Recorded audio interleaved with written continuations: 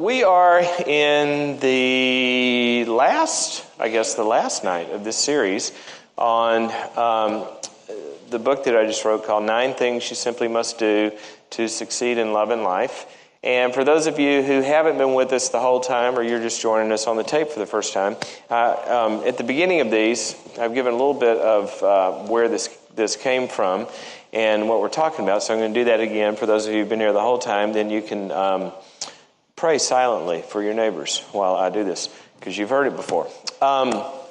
Where this stuff came from was, as a psychologist, a lot of times I talk about, and John talks about, the problems in life. That's sort of a lot of what we deal with: clinical problems, relationship problems, functional problems, just, how you make life work. And so that's kind of, a lot of the emphasis is sort of about the dysfunction of life. But at the same time, for a long time, roughly a little over 20 years, I've been doing a lot of corporate and organizational consulting. And over those years, working on a lot of projects, I've worked with some really pretty high-functioning people who weren't, necessarily trying to overcome a depression, but were working on performance issues. And so what I did was I kept noticing certain kinds of patterns in people who do really well on the work side of life as well as on the relationship side of life. And a number of years ago, I just kind of went on a little bit of a detective sleuth project and started watching them and collecting sort of a pile of these ways in which it seems successful people all operate and have in common. And so that's what the 9 things you simply must do are.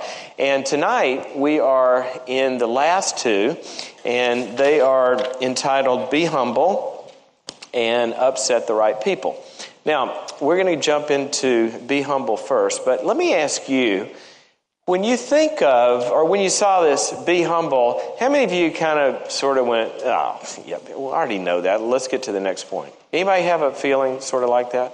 Those of you who are particularly arrogant would have feelings like that. I'm just kidding. No, but seriously, when you hear humble, doesn't that sound a little bit like a hackneyed term? Like you've probably, you've heard everything there is to know about being humble. Nobody felt that way? Okay, I guess I'm the only truly arrogant person here. Because humble just sort of sounds that way, because we think humble is all these things like, don't puff yourself up and be nice and, take a deferring position, et cetera, which it is all those things. But what does it have to do with success? Where does the old thing that we've always been taught and told, where does that intersect with actually being enormously successful in either your work or your career path or, reaching goals, or in relationships? Is it just about not stepping in front of somebody in line or trying to be nice, or is it more than that? Well, that's what we're going to look at in this section. And I want to start out with a story that I start out with in the book in this chapter. And it was about a friend of mine, actually a partner in a thing I was working on, who before then he had a sort of a meteor type rise in a large company that you would have all heard of, and had done really, really well for a number of years until he became the global vice president of his end of the company. And this is like a $60 billion company. So he was a very, very successful guy in business. And one of the things that one of the sort of famous stories about him was that after having enormous success in Japan and enormous success in Australia, this company sent him to China to start their detergent business in China, which at that time just did not exist. I mean, it was just sort of nothing.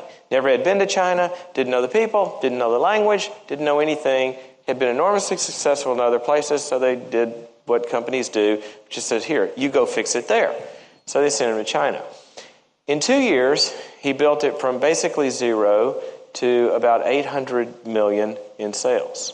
Starting from scratch, not knowing anything. It's a really well-known story in those circles. And I asked him one day, I said, how do you do that? I mean, how do you just land on this like unknown place, start from scratch and build something to that size in that amount of time? He said, well, here's how I did it. I got a job on a rice farm. I said, oh, well, that explains it. All right, now I thought you were in the soap business. He said, I was, but I got a job on a rice farm. I said, why'd you do that? He said, because I needed to find out how the people use their soap. I said, well, don't you just add water and, that's how you use soap. I mean, he had all this success for a number of years in the business, but he said, well, I needed to find, do they carry it around with them? Do they share it? Do they buy it all you need for a week? Do they use it in little increments? He said, I didn't know how the people lived there, and I needed to learn. He said, so I went to work on a rice farm. And he said, what I found out was because of a water pressure problem and a hardness of the water problem, as I was working with these people on the rice farm, that when they needed to wash their clothes, they would all get together and kind of go on this journey to this one spot where the water pressure was different and the hardness of the water was actually less. And the reason that was a big deal was the hard water would not produce a lot of suds, and they needed the lather and all that, so they went to the soft water place where they had a lot of pressure. And he said, I watched this, and it was a big deal for them to have to go do this. And I thought, gosh, if we could solve that problem, we would do really well. He said, so I sent that information back to the United States, to our R&D department, and they studied it, and they added an enzyme that produced a lot of suds and a lot of bubbles in their water conditions at home. And so then we brought in this ad agency. We ran this big campaign showing these ladies and moms and housewives and all the people involved, I guess some men, who were all of a sudden in their homes with mountains of bubbles. And we ran an ad, the soap that produces bubbles in your home, I guess is what they said. But the point is, he said it went off the charts. And they just killed all the competition because he went in, and here's the point. How do you sell $800 million worth of soap? By working on a rice farm? No. It was humility that sold the soap. Here's what I mean by that. Here's a guy who had enormous success, and you've seen it in your own companies, you've seen it in your own neighborhoods. Somebody who's done something or think they've done something basically comes in and says, everybody get out of the way, I know everything, right? And they assume, arrogant people assume that they know what they know, and they never assume that they don't know what they don't know. But see, this guy's character was one where he had no vested interest in being a know-it-all. He actually walked in assuming, I don't really know how it's done here. I'm going to have to learn. That is where character intersects success. There are a lot of people, both in relationships as well as functioning in, life, where they go into a conflict already having the answer. They go into a discussion with their teenager already knowing what's right. They go into a discussion with their spouse already knowing what the other person is going to say and knowing what their answer to it is, et cetera, et cetera, et cetera. And that's a character thing. And what we find is that the really successful ones basically are much more interested in what they don't know than what they do know, because they know what they don't know is probably going to open up the answer to something better. Okay? So the first point there says humility always wins. And that's what I meant by he beat the competition not because he had been successful, not because he knew more, and this is the key issue. Not because he knew more, but because he admitted that he knew less. And all these other people that went in there and thought they knew the soap business, he killed them. Okay, the next point, the need to be greater. The need to be greater. Let me define humility as I mean it here. If you look it up in the dictionary, there's a lot of ways in which humility is described. But from a functional position in how life works and how to do well, I think that a good definition of being humble is basically being who you truly are, as opposed to pride, which is the need to be greater than we truly are. Greater than we truly are. See, when he walked into that situation, what was truly him was somebody that had enormous gifts and talents and brains and successes. He didn't deny that. I mean, he walked in as kind of the global head of all this. He didn't deny any of that.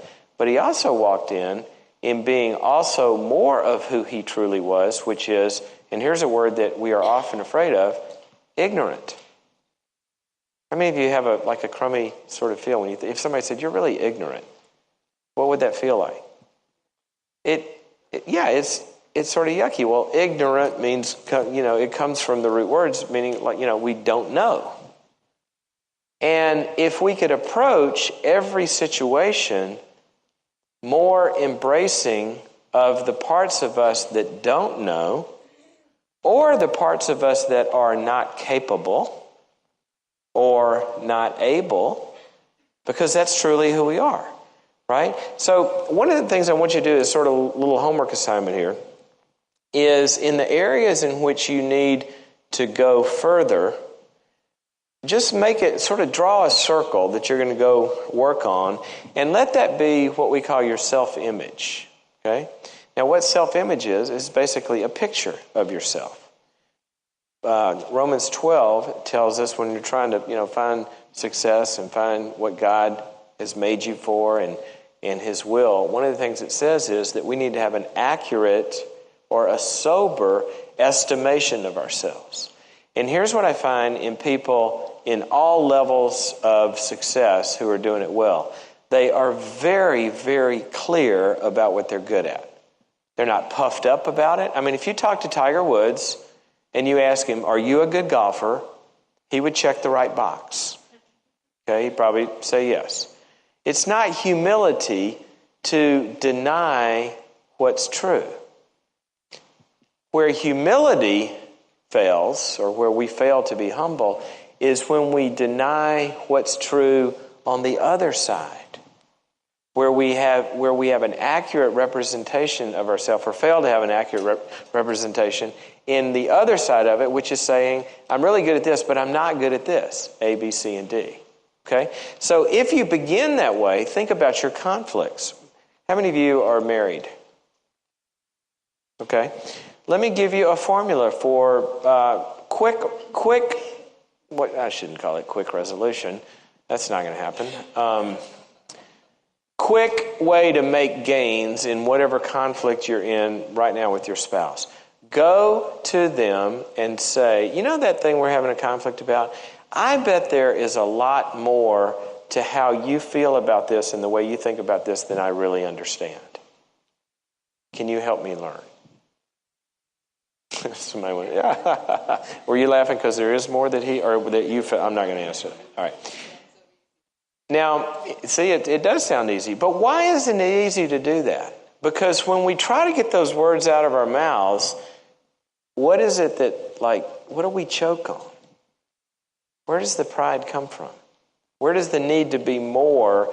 What is it about humbling ourselves and saying, I really have failed to understand you well, that's so hard to get down? It's a hard pill to swallow. There's a lot of things, You might have been hurt, you might have been put down, you might have been blamed for things that aren't true. And there's a lot of reasons why we have defenses against humility. But I promise you, working through those defenses against humility is one of the best things you can ever do for success, both in work and in your relationships. Okay, so the need to be more than we are is the big problem here.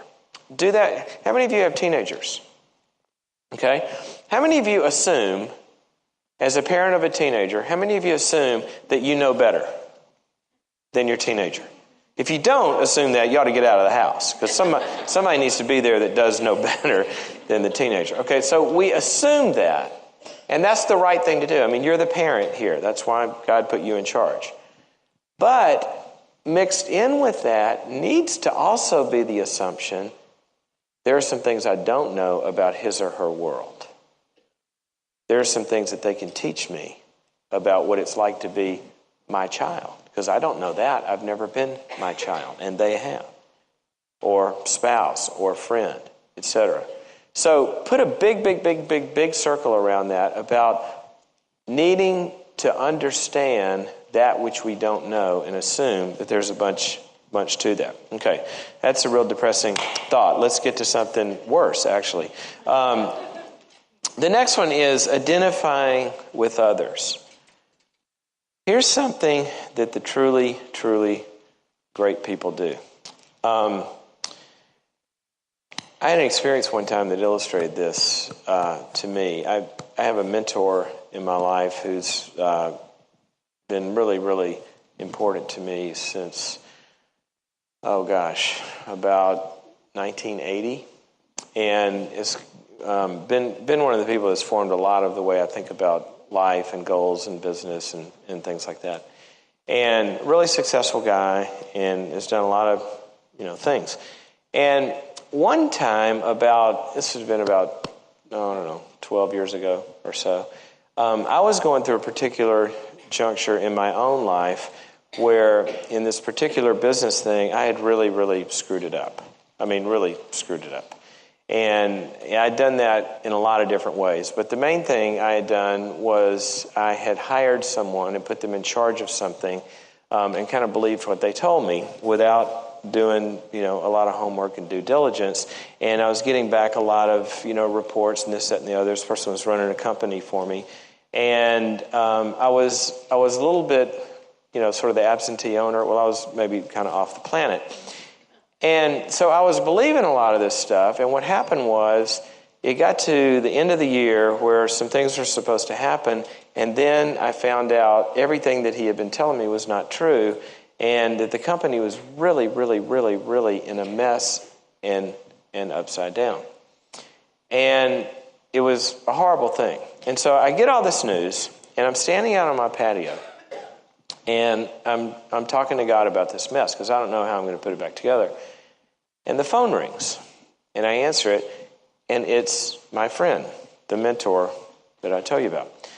Now, when you're at the moment where you're looking at one of the biggest failures in your life, that's the last time, or that's the worst moment for one of the people that you see as one of the smartest, most successful people to call you, because you feel like the total idiot, right? Or I did. I thought he would never make a mess like that. I mean, I can't even. I don't even want to answer the phone. But I answered the phone. He said, "So how's it going?" Well, I had to be honest. And I said, "Not so well." And he said, "What?" And I laid out the whole thing. And when I got finished with the whole story, which is really, it did make me look like truly the idiot that I had been. There was this silence. The phone was just sort of dead. And I thought, I knew it. He's hung up and gone to find other friends. Seriously, it was just this dead silence. And I'm sitting there going, maybe I had a heart attack. That would be better, actually. And then, I'll never forget this. Here's what he said. "Well, we've all been there." And I went, "We? We have all been there?" He goes, "Yeah." I said, "You've been there? Here? You've screwed something up this bad?"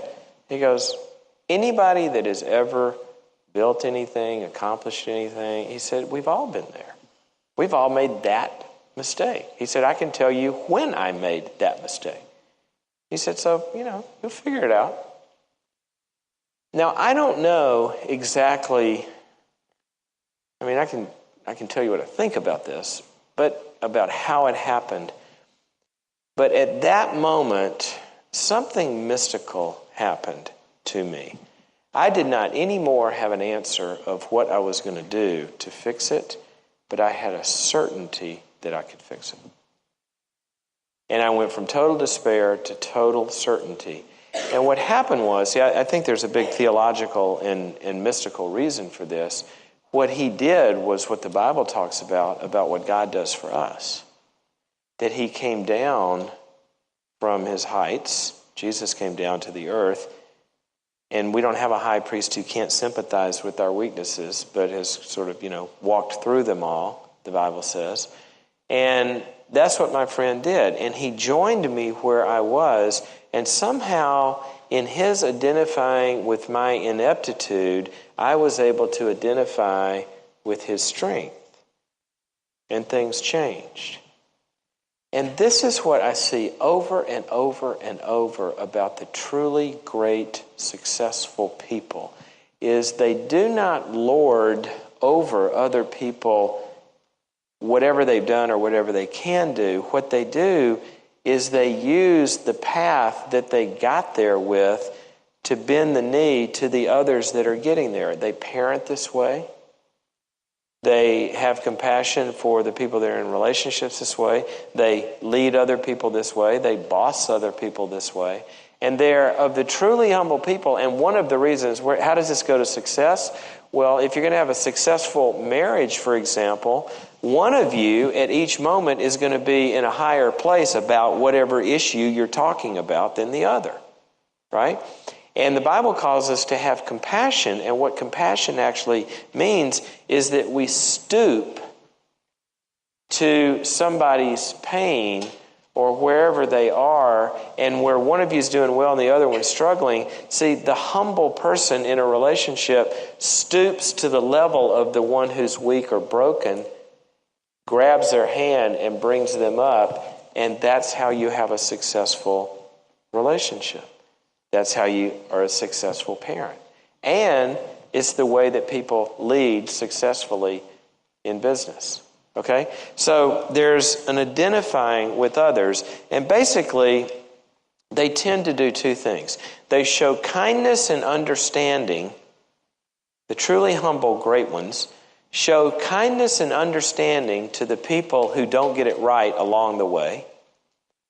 But secondly, and this is huge, this is so huge, they understand themselves that the path to success is a path of failure. Let me say that again. They understand for themselves that the path of success is a path of failure.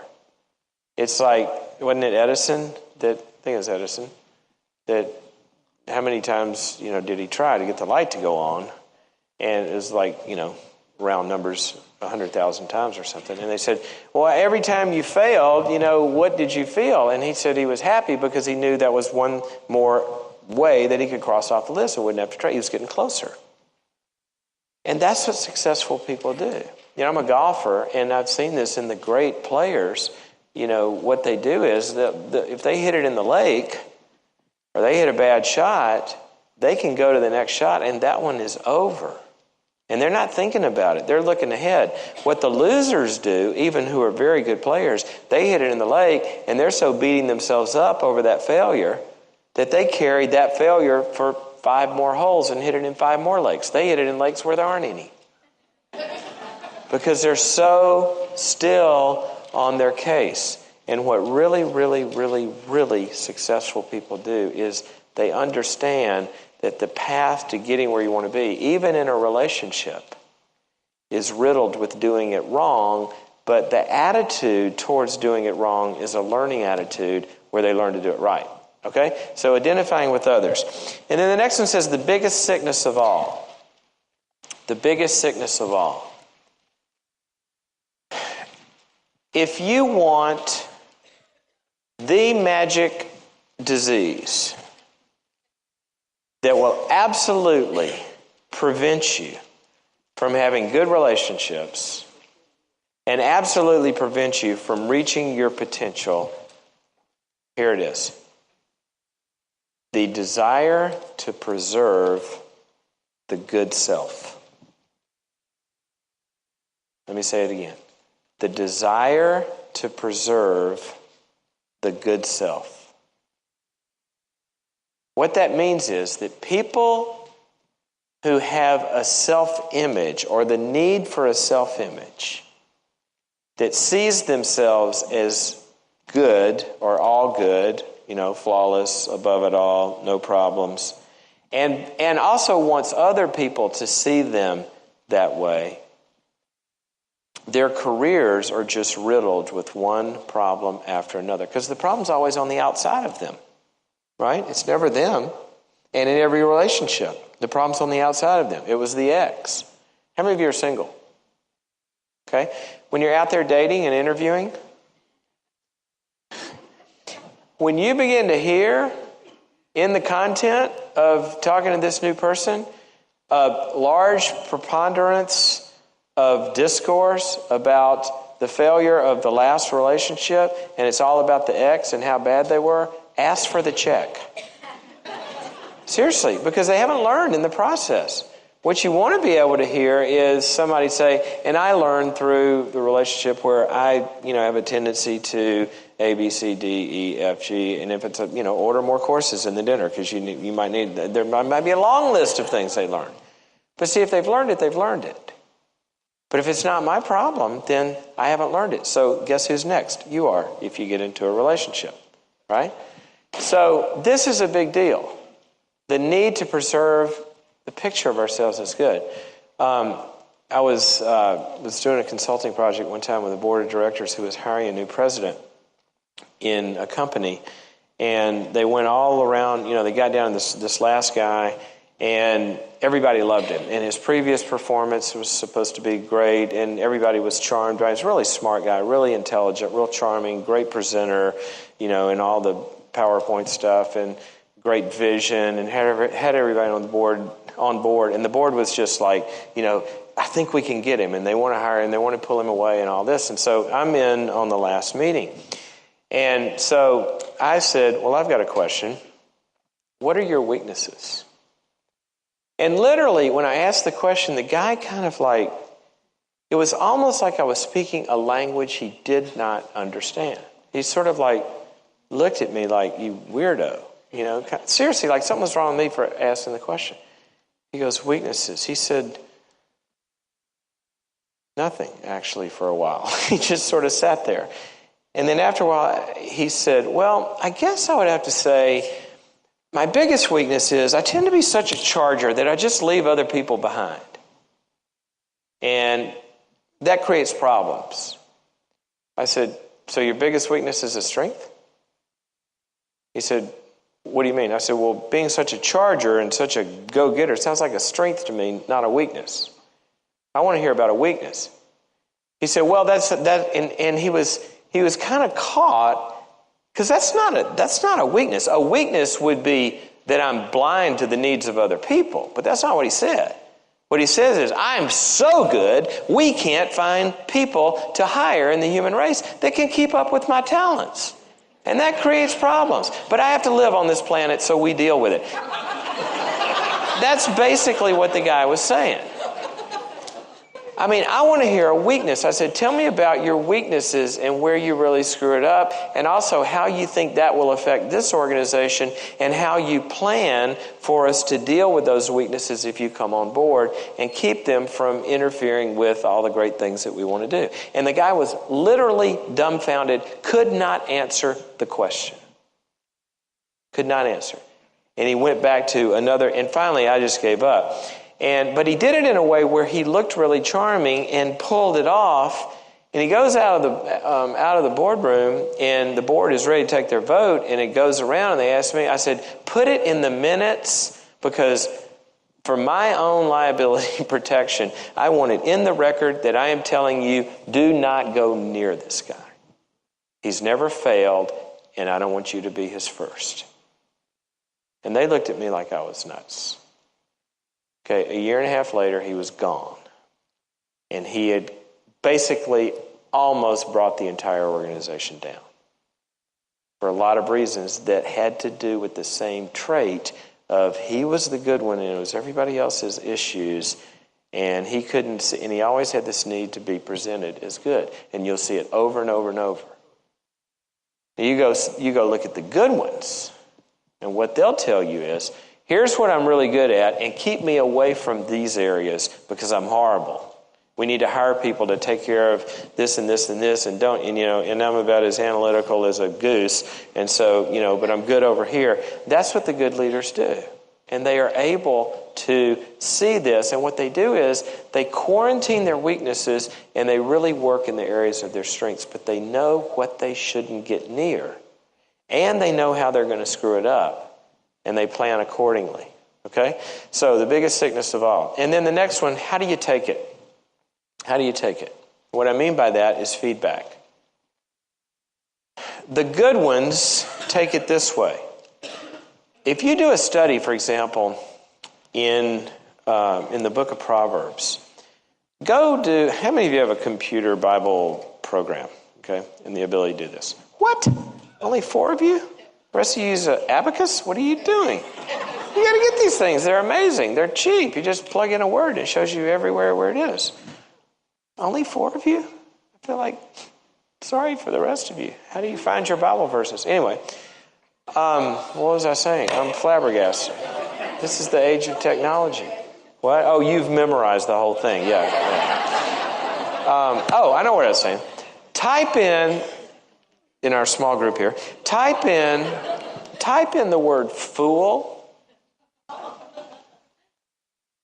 And the Greek or the Hebrew is, those who don't own Bible programs. Type in the word fool, mocker, or scoffer. Okay? Now, basically, those are the Bible's words for people who don't get it. Right? Idiots. People that... How many of you have seen Napoleon Dynamite? Have y'all seen that? Only a few. Probably the same 4. Anyway. He sends me. Idiot. Anyway. The Bible just has this, if you type them in, it's just amazing. What you get is basically at the very kernel and heart of everything about an idiot is they cannot receive correction. That's the hallmark. If you want to be a fool, then when people give you feedback, shoot the messenger. That's what it says. Do not confront a fool lest you incur insults upon yourself. Right? Deny it, negate it, devalue it. There's a lot of different ways, but what the foolish person does is somebody comes and tells them something, and they have a way of deflecting it and not taking it in. Now look up wisdom or wise or discipline or correction, those words. And what you'll find is the whole thing is about a wise person is someone who takes correction. King David put it this way. Let a righteous man, how did he put it? Let a righteous man strike me on the head. My head will not refuse it. It is oil to my head and a blessing to me, is what he said. In other words, if a good person comes and tells him he's wrong, he sees it as a gift. Now, a fool won't do that. A fool will find a way to deflect it or to get rid of it because it's not what he or she wants to hear. Okay? So how do we take it? Here's what you go follow the successful people around. Here's what they do. They take it in 2 ways. They admit it quickly when they're wrong. When they see that they're wrong and feedback shows them that they're wrong, they admit it quickly. And when it comes from another person, number 2 is they receive it well. They receive it like the Bible says, where it says, confront a wise man and he will love you for it. It says, confront a fool and he'll hate you. But confront a wise person and they'll love you. You can see this on the freeway, right? Somebody's about to hit somebody, you honk them, they go, oh, thanks. Another person sends you a signal. Okay. And then the next one, give up and gain. Give up and gain. Basically, there is a formula in the universe. And the formula is the larger we try to become in an arrogant way, the larger we try to become, the smaller our world is going to get. But the smaller we become, if you give up your life, you'll gain it. The smaller we become, the more we humble ourselves in the ways we're talking about tonight, then what happens is your world increases because you learn, your relationships work, you join, you get partners, the world just increases and increases and increases because of the kind of humility we're talking about. So let me give you a couple of quick examples of what giving up and gain looks like. Say you're sorry to your children, spouse, coworkers, customers, and other people in your life when you fail them. Seek to understand situations and people before thinking you know the answer or the truth or what the reality actually is. Get rid of any and all defensiveness when it occurs to you or in you. What you are defending, which is the need to be more than you are, is not worth keeping. Serve the people under you in whatever structures have placed you over them. The moment you think that some task or position in life is beneath you, take a time out. Go spend some time with someone performing that task in that position, and you might meet a human being superior to yourself. Root out any attitude of entitlement that you might have and embrace a spirit of gratitude for everything you have or any good treatment you get. And when someone is hurt by you, listen. Try to understand why he or she is feeling the way they are. Give up any investment in looking good, right, or any other posture that makes you different than the rest of humanity. Embrace your imperfections. Don't ever be surprised by them. And use failure as a teacher and a friend. Now, those are hard pills to swallow, and they're not done in a day. But what I've seen is the more that we can just manage to swallow that stuff, because it's hard. Pride doesn't go down well. You know, we have to wash it down with a lot of stuff. But when we take that pill and begin to try to be more than we are, and have an accurate estimation of all of who we are and our proper place on the earth, then it's amazing what you can accomplish. Okay? So that's be humble.